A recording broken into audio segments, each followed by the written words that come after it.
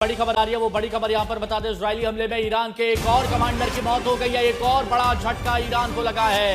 इससे पहले इजरायल ने जब ताबड़तोड़ हमले किया उसमें कई कमांडर्स जो टॉप मोस्ट होते हैं उनकी जान गई, लेकिन अब एक और बड़ी खबर आपको बता रहे, एक और कमांडर मारा गया। ईरान के ड्रोन विभाग का कमांडर इस बार मारा गया है इजरायल के हमले में, और ये बड़ा झटका। सुमित, बिल्कुल, देखिए ड्रोन विभाग का सेकंड कमांडर ढेर हो गया, सेकंड इन कमांड है, और ईरान के ड्रोन आपका कह सकते हैं विभाग का सेकंड कमांडर मार दिया गया। यानी लगातार ईरान को बड़े नुकसान इजराइल पहुंचा रहा है, ना सिर्फ उसके आप कह सकते हैं न्यूक्लियर इंफ्रास्ट्रक्चर को लेकर, उसके प्रोग्राम को रोककर, बल्कि अब उसके कमांडर्स को भी। और देखिए पढ़े, हम अपने सहयोगियों को आज दोबारा से रुक करेंगे, हमारे साथ पढ़े जुड़े। पढ़े, आप दोबारा से कंटिन्यू कीजिए। बिल्कुल सुमित, अमीन जोडाकी जो हैं, जो कि सेकंड इन कमांड थे, आईआरजीसी के कमांडर थे, और ये चीजें क्या बताती हैं? ये चीजें बताती हैं कि इजराइल जो है वो अपनी स्ट्रैटेजी के अंदर न केवल ईरान के मिसाइल एस्टैब्लिशमेंट, उसके जो लॉन्च फैसिलिटीज हैं, उसकी न्यूक्लियर फैसिलिटीज हैं, बल्कि उसकी जो चेन ऑफ कमांड है, जो फैसले करती है, उनको भी लगातार निशाना बना रहा है, उनको भी एलिमिनेट कर रहा है। पिछले कुछ दिनों के अंदर ये देखने को मिला है कि मिसाइल्स के साथ साथ ईरान बड़े पैमाने पर यूएवीज का इस्तेमाल कर रहा है। उसके पास शाहिद 1, शाहिद 2 ड्रोन्स हैं, और उन ड्रोन्स को जो है लगातार इजराइल की तरफ भेजा जा रहा है। और इसलिए इजरायली एयरफोर्स जो है वो न केवल उन्हें एंगेज कर रही है, लेकिन इस अब जो बीती रात को जिस तरीके से ऑपरेशन इजरायली एयरफोर्स की तरफ से किया गया है, अमीन जोडाकी को मारा गया है, जो कि आईआरजीसी का सेकंड इन कमांड था। महत्वपूर्ण जो फिगर है यूएवी के लॉन्च ऑपरेशंस के लिहाज से, इसलिए उसे एलिमिनेट किया गया है। ये जो तमाम चीजें हैं ये बताती हैं सुमित कि किस तरीके से ये लड़ाई जो है अभी फिलहाल खत्म होने या रुकने या थमने या सीज फायर की बजाय ये और इंटेंसिफाई होती नजर आ रही है। क्योंकि अगर पॉलिटिकल टारगेट्स, अगर मिलिट्री लीडरशिप को इस तरीके से टारगेट होने का सिलसिला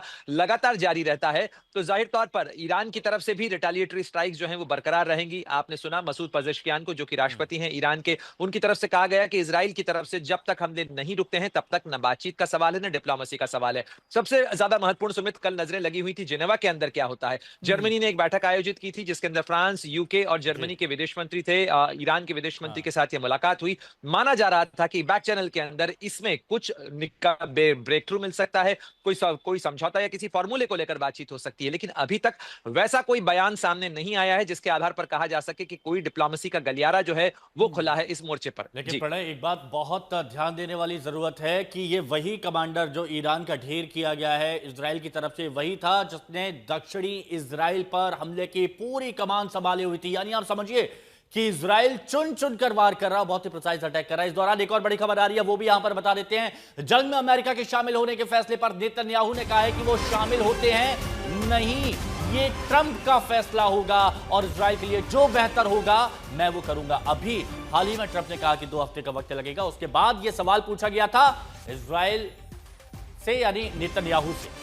बिल्कुल, और देखिए ये बात तय है कि इजराइल ना तो रुकने वाला है, ना ही वो अपने ऑपरेशन से पीछे हटने वाला है। और लगातार जो डोनाल्ड ट्रंप की तरफ से पहले आपके ये 48 घंटे, फिर 1 हफ्ता, फिर 2 हफ्ते, लगातार अमेरिका की तरफ से इसको लेकर वक्त मांगा जा रहा है, लेकिन इजराइल रुकने वाला नहीं।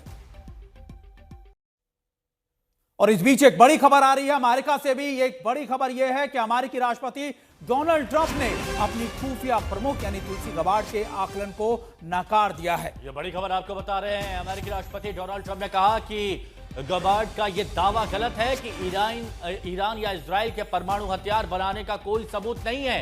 ईरान परमाणु बम बनाने के बेहद करीब है। यानी आप समझिए कि अमेरिकी राष्ट्रपति डोनाल्ड ट्रंप और खुद के खुफिया प्रमुख तुलसी गबार्ड के आकलन को नकार रहे हैं, यानी ये मतभेद। बिल्कुल बिल्कुल, और देखिए ये इसलिए है क्योंकि रिपोर्टर की तरफ से पूछा गया था, उसके बाद डोनाल्ड ट्रंप ने कहा कि ये गलत है, और वो ये बात मानते हैं कि ईरान इसके बेहद करीब है। और हमारी सहयोगी शिवानी का रुख करते हैं। शिवानी, देखिए ऐसा लग रहा है कि अमेरिका अभी भी आप कह सकते हैं कंफ्यूजन में है कि कभी इंटेलिजेंस एजेंसी के प्रमुख कहते हैं कि नहीं, ईरान के पास ऐसी कोई चीजें नहीं है, डोनाल्ड ट्रंप कहते हैं नहीं बिल्कुल है। ऐसा लगता है मतभेद अमेरिका के अंदर ही बहुत ज्यादा है।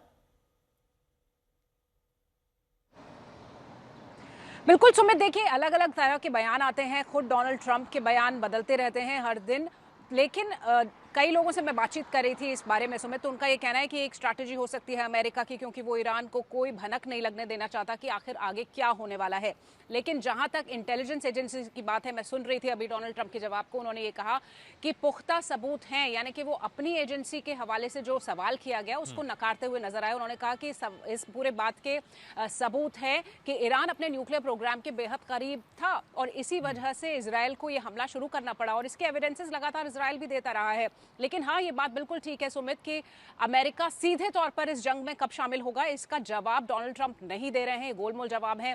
लेकिन इजराइल अमेरिका के भरोसे इस जंग में नहीं उतरा है, उसका एक पूरा प्लान यहां पर नजर आता है। उसे इस बात का अंदाजा होगा पहले से कि अमेरिका अगर नहीं भी इस जंग में होता है तो वो ईरान से किस तरह से इस लड़ाई को आगे ले जाएगा। तो जाहिर तौर पर अपनी तैयारी को पूरा रखते हुए बार बार इजराइल की तरफ से ये संकेत जरूर दिए जा रहे हैं कि जब तक उसका जो मिशन था जिसके साथ ये जंग शुरू हुई थी, यानी कि न्यूक्लियर जो थ्रेट्स हैं उनको न्यूट्रलाइज करना, ICBM कैपेबिलिटीज यानी जो मिसाइल बनाने की क्षमताएं हैं ईरान की उनको तबाह करना, और हो सकता है रेजीम चेंज यानी कि खमेनी को एलिमिनेट करना भी उसमें शामिल हो। तो इन सारे गोल्स के साथ जो ये पूरा ऑपरेशन शुरू हुआ है वो ऑपरेशन इजराइल की तरफ से जारी रहेगा, ऐसा इजराइल का कहना है। भले ही यहाँ पर लगातार हमले हो रहे हैं ईरान की तरफ से। देखिए यहाँ पर ये युद्ध अभी इस दिशा में चल रहा है कि कोई समझ ही नहीं सकता कि आगे क्या होने वाला है क्या नहीं होने वाला है। शुक्रिया दोनों का हमारे साथ जुड़ने के लिए और बातचीत के लिए।